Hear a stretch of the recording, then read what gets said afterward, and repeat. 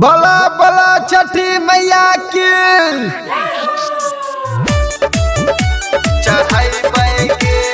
आप सुन रहे हैं प्रवीण प्यारे लाल की आवाज में।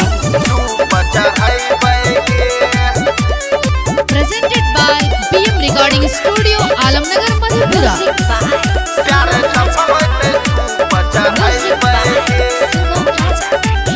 जानू मैंने ले तू हमारे बात गे भोरे भोरे ये छठी माई के घाट गे जानू मैंने ले तू हमारे बात गे भोरे भोरे ये छठी माई के घाट गे दोनों मिली जुली यारा जी लगाए बैगे प्यार सफल होते सूप चढ़ाए बैगे दोनों मिली जुली यारा जी लगाए बैगे प्यार सफल होते सूप चढ़ाए बैगे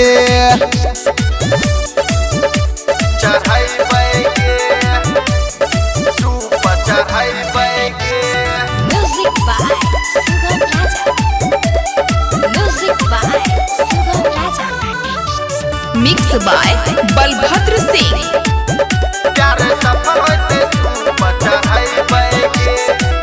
ठंडा ठंडा पानी में घुस के देव दूध के ढार गे सूरज देव करी देते हमारो उधार गे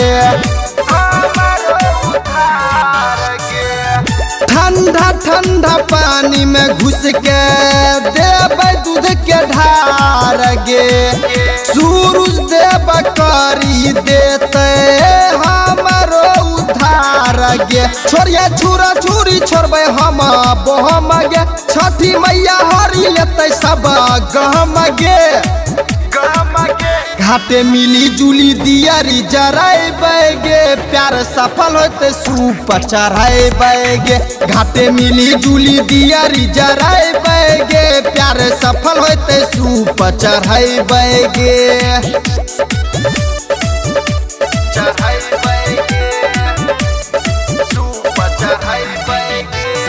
music by Sugam Raja. Music by Sugam Raja. Presented by BM recording studio Alamnagar Madhepura. Writer Raju Bansi कहो बात ले तुमान गे इहे साल पूरा होई तो सब यार मान गे राइटर राजू बनसी कहो बात ले तुमान गे इहे साल पूरा होई तो सब यार मान गे तोरो जिंदगी में होई तो खुशहाल गे वादा कर छो परवीन प्यारे लाल गे दोनों मिली जुली रावक के टूराई बैगे प्यार सफल होते सूप चढ़ाई बैगे दोनों मिली जुली रावक के टूराई बैगे प्यार सफल होते सूप चढ़ाई बैगे।